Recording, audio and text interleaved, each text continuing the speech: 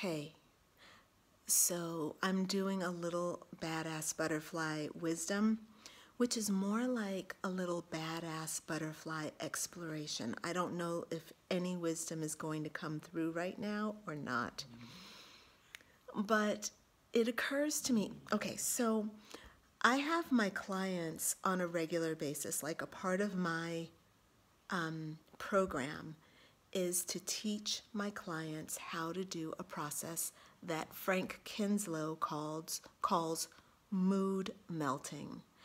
And the idea is that you sit with an emotion, or rather you sit with a strong feeling, and you offer no resistance to that feeling, and you allow that feeling to run its course through your mind and your body until it's done.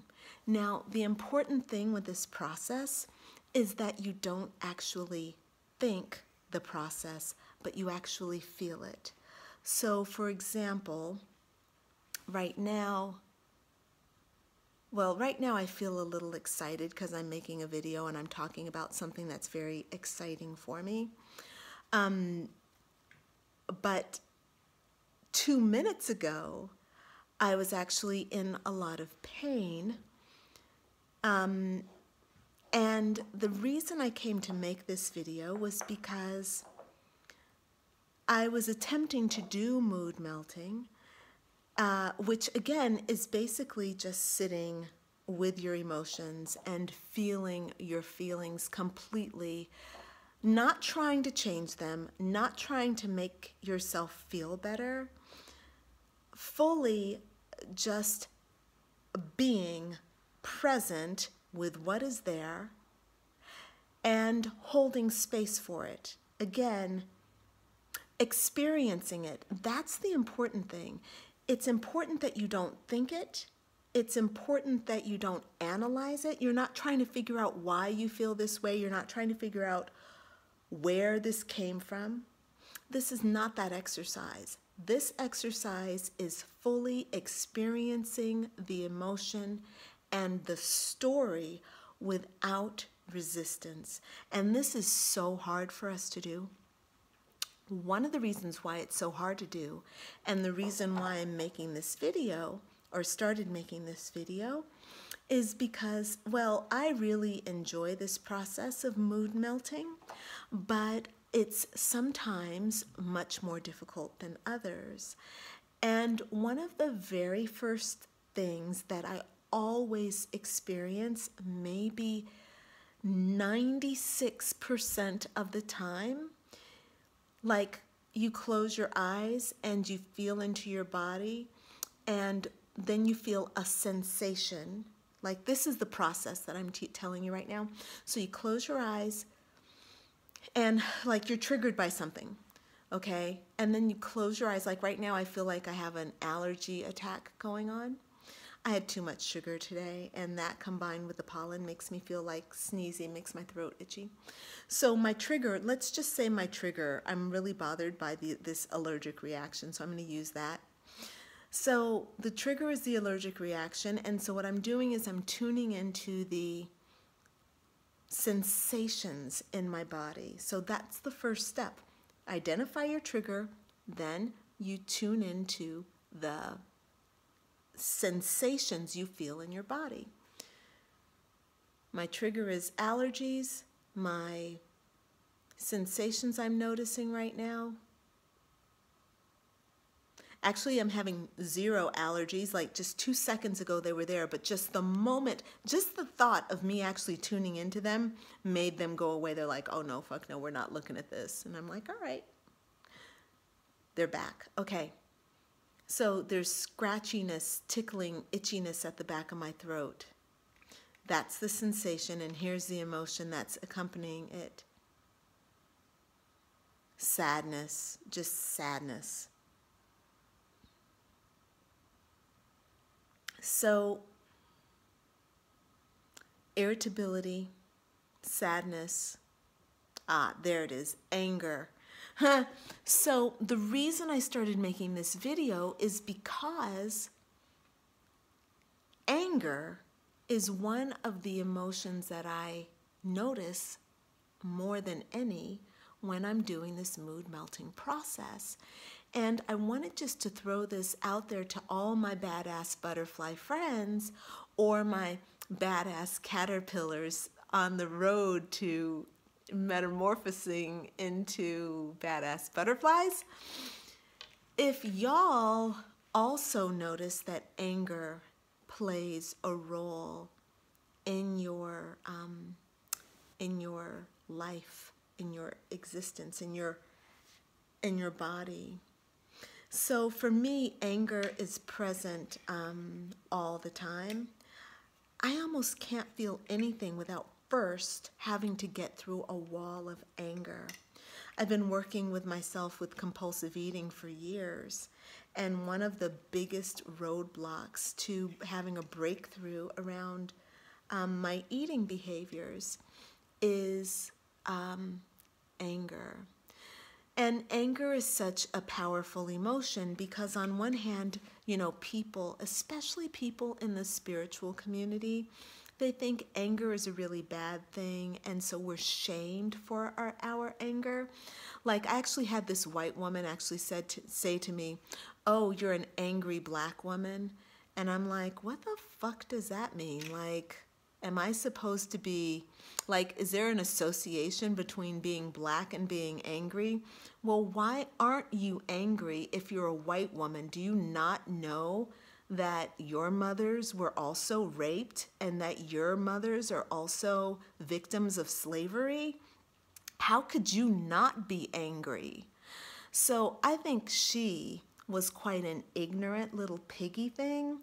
And I'm willing to put that aside and think that most people can relate to why any person, doesn't matter your race, and honestly, I don't think it matters your gender. I think that the way our world is set up is angry making. I know plenty of men who, if I were in their shoes, I'd be fucking angry as all get out.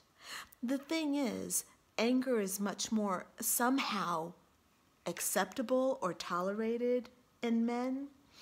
And I recognize that. Here's the thing though, friends. The reason, and here's maybe where the badass butterfly wisdom is going to actually come in. I feel like anger is a right.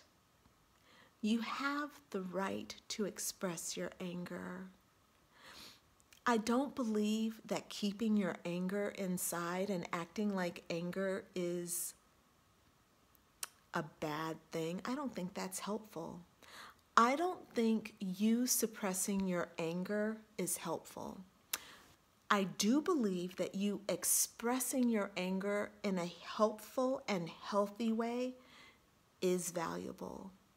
And I want to encourage you to write down, I want you to first acknowledge that you're angry and give yourself a hug, because there have been a lot of things that have happened to you that are angry worthy.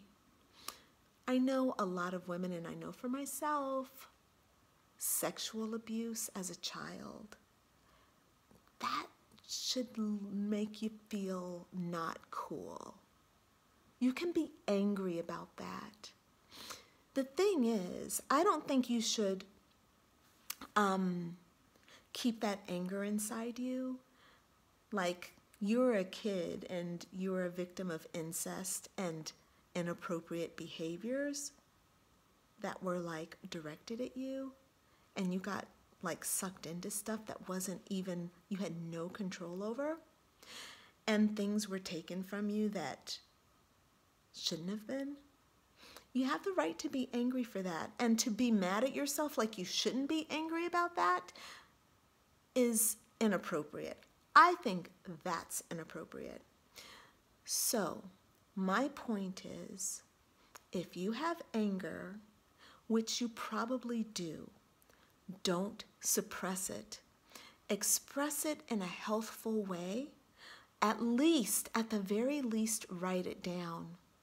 And then give yourself permission to express it in the way that is most healthful to you. Going off on a rage and tearing up everything in the house, it might feel good to some level of you, but it might not.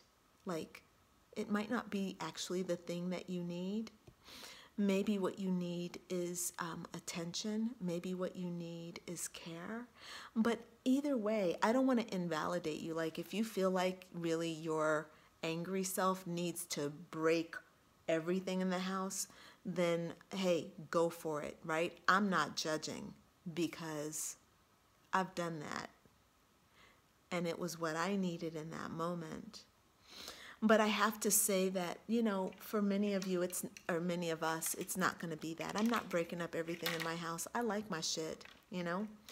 But I do need to, like, maybe take a hanger and beat the heck out of a cushion. That might be what I need to do. All right, I think I can go ahead and sign off. I don't even know why I started making this video, except that I was really struck. I was out walking Apollo. We were having just a nice little walk, you know.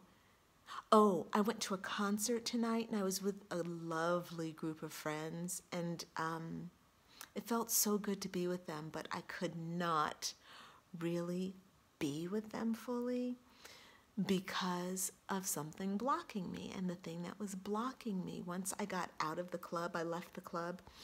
Once I got out, it hit me like anger. I'm just angry. I wasn't angry at them. No.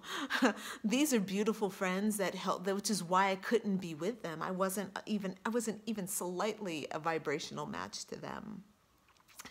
I couldn't enjoy this beautiful concert, this gypsy music that was gorgeous, and great venue, small, you know, great music, but I just couldn't get into it. I was just sad and angry. All right, I'm going to go ahead and sign off. This video is meant to help you understand that it's okay to be sad and angry, but I want you to do something about it. Like, I left the club and I rode home in silence, and I walked the dog and felt my feelings, and now I'm going to go into my bedroom and mood melt. I want you to take care of yourself. When you feel sad or mad or bad, take care of yourself. Pull away from the outside world. Go and be by yourself. Get your journal, get your pen, write down how you're feeling, feel what you're feeling, cry, hug yourself, make yourself a cup of tea, and just be there for yourself, because you need somebody to be there for you. And you cannot really rely on other people to do it for you. You have to be willing to do it for yourself, you know? Other people will do it for you. Don't get me wrong. They will hold space for you. But, like, I believe that we have to do that for ourselves. I think more than anything, I personally have felt the most joy and the most support when I have been the one providing the source of joy and the arms of support. So that's my theory. All right, and I'm going to go ahead and sign off. I'm so tired right now. I got to go be with my feelings, feel my feelings, listen to some Nora Jones, or maybe some Sade. Ooh, or Melody Gardot. That's some shadow work music right there.